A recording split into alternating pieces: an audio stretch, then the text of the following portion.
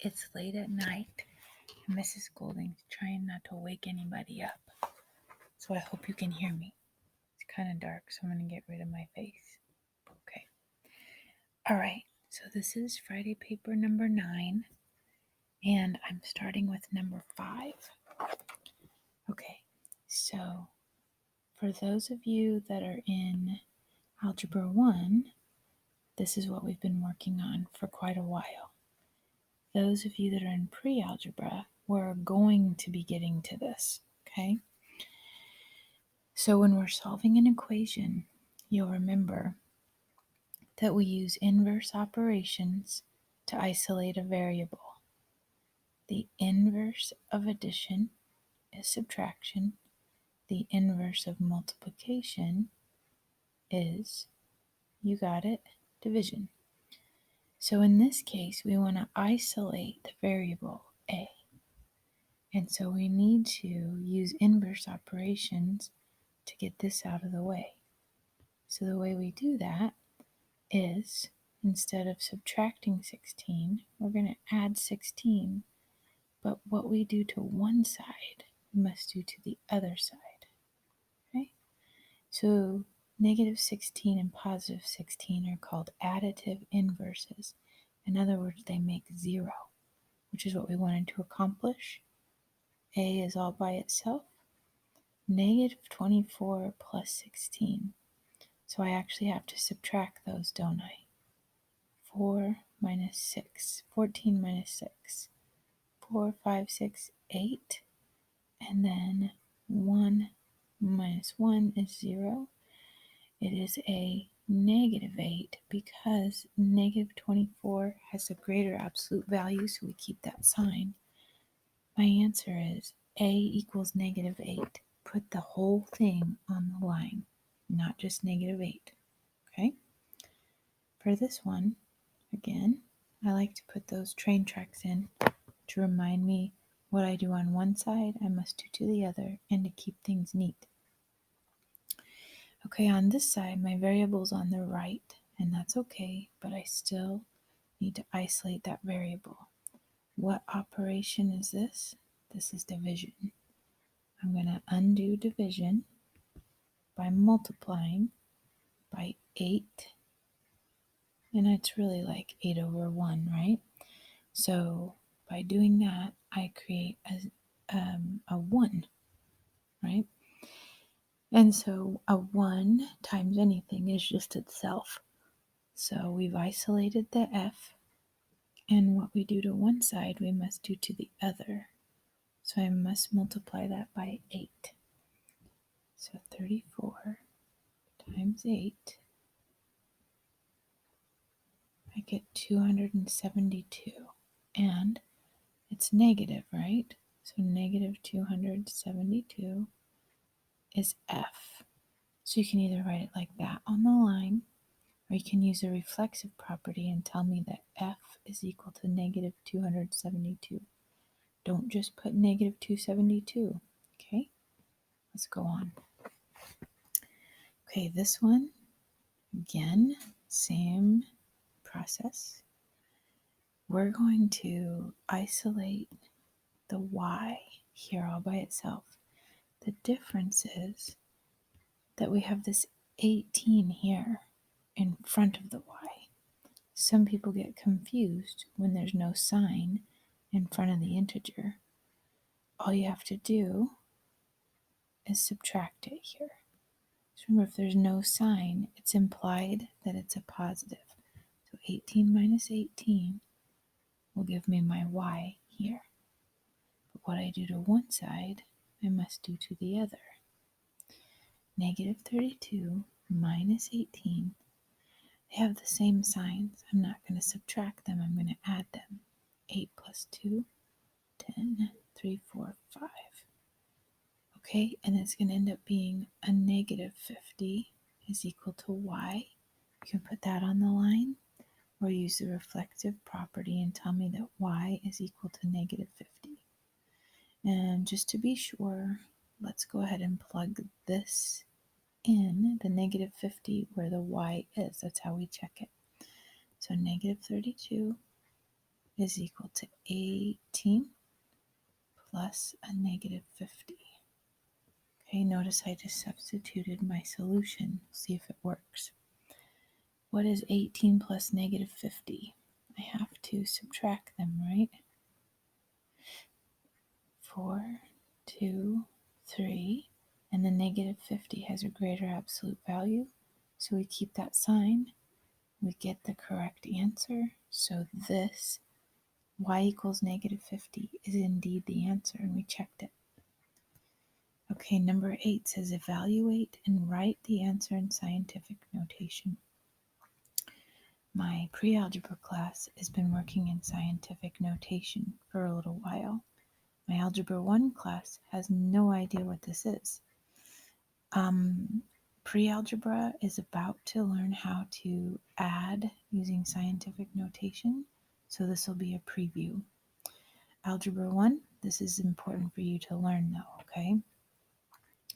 One of the rules when I'm adding in scientific notation is that these right here, the power of 10, must be the same in order to add them.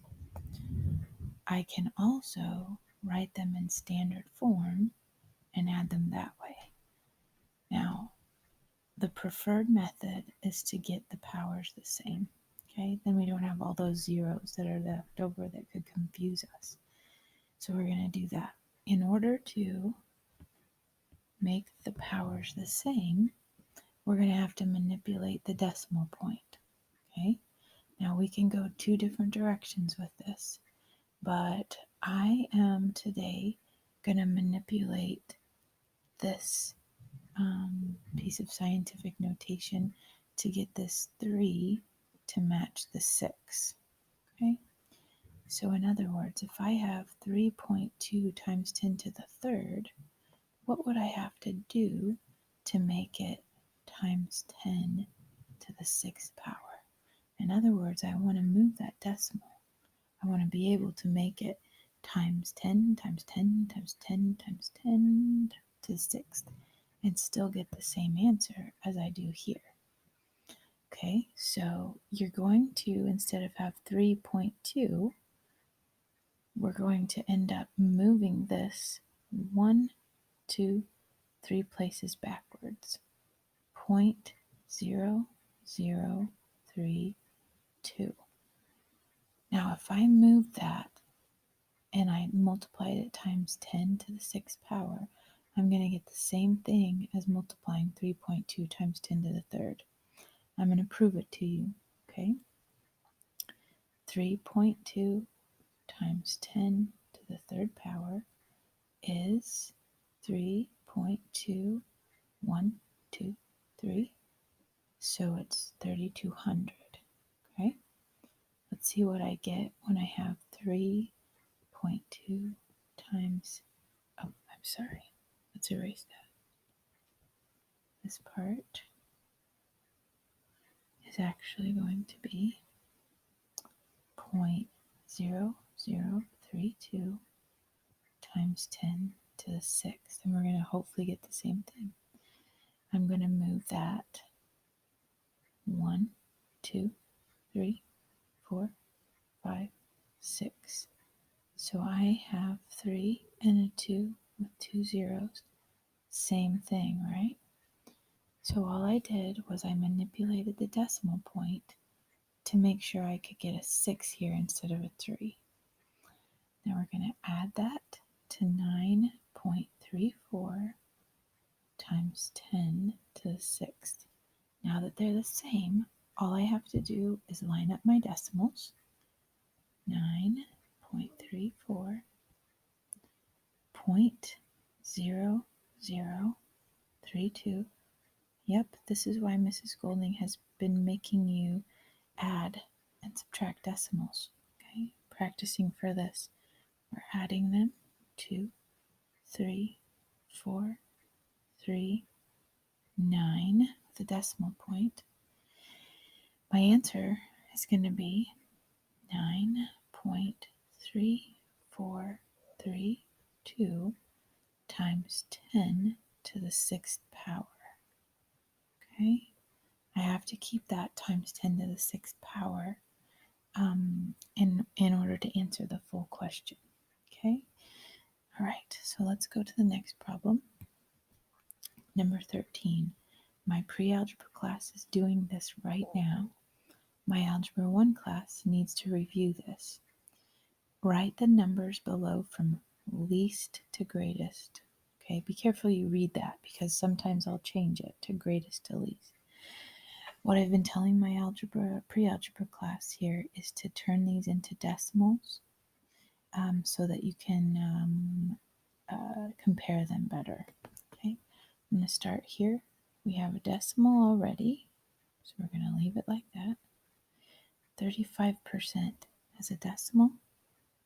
Remember, it's just going in the hundredths place because it's out of 100. 3/5, I'm just going to write it down here. 3/5 is equal to how many tenths? 6/10, right? And 6/10 as a decimal is 0.6. This is already a decimal. And what is the square root of 144? That means what number times itself equals 144? That's 12. What is 3 to the 3rd power? That's 3 times 3 times 3, which is 9 times 3, which is 27. So this is 27. Now let's put them in order. What is the smallest number? 34 hundredths, right? So my first number is going to be 0.34. Cross it out. My next number, 0.35, which was 35%. Cross it out. Next I have 0.6, which is 3/5. Then I have 0.75. Okay. I have 12, which was the square root of 144. And then I have 27, which is 3 to the 3rd power. Okay, that's the order from least to greatest. That whole thing goes on your line, your answer line. Okay. My pre-algebra students have been doing this for a long time, should be getting very good at it. My Algebra 1 students are only seeing this on the Friday paper, so take advantage of this, okay? Right out here, remember if there's no coefficient in front of a variable, it's a 1. Remember my exponent rules. If I'm going to use k, if I'm multiplying a base raised to an exponent times another common base raised to a different exponent, the shortcut is I add those exponents. Okay, that's only when I'm multiplying them. I must multiply the coefficients though. So I have a 1 times a -4 times a 1, right? So ultimately here I have a -4, it's my coefficient. Then I have k to the 3, k to the 4, k to the 5, add those together. 5, 6, 7, 8, 9, 10, 11, 12, k to the 12th. That's my answer for number 14.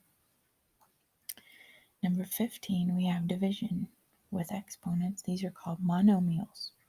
This 45AB is the first monomial.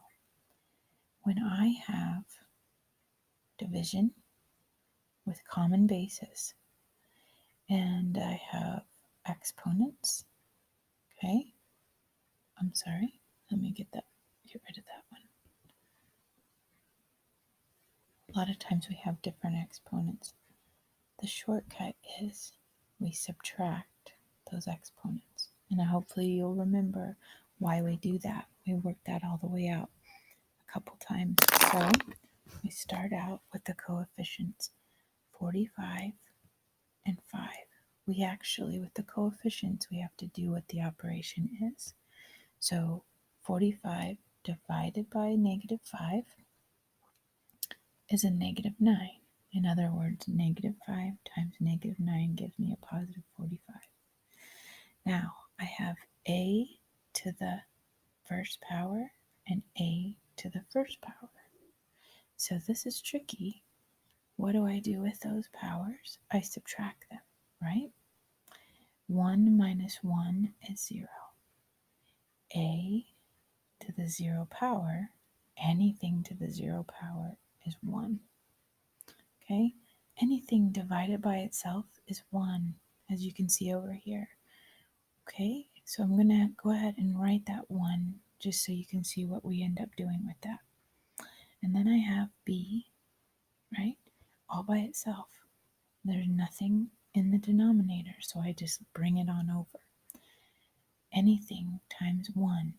The multiplicative identity property says it's going to be itself. So the answer here, in simplest form, is just negative 9b. I don't need that one, okay? A lot of people say these a's cancel out, but canceling is not exactly a correct term. We created a 1, and the multiplicative identity property says anything times 1 is itself. So it didn't exactly cancel. Okay, down here we have a power. So we have a base with a power. And we raise that to another power. The shortcut says we multiply those powers. Okay, so the first thing we must do is look at the coefficient right here. And we must take that coefficient and raise it to this power right here. Right? This is kind of like distributing in a way. So 4 to the third power is 4 times 4 times 4. That's 16 times 4, which is 64. Okay? So I have 64, and then I have x to the fourth raised to the third. I multiply those powers. 4 times 3, 12. Y to the 5 raised to the third power is 5 times 3, so that's 15. Z, 7 raised to the third power, 7 times 3 is 21. This whole thing is the answer to number 16. That's what goes on your line. Very good. I think that's the end. Those are the 8 problems. I hope that helped you a lot, and I will see you tomorrow.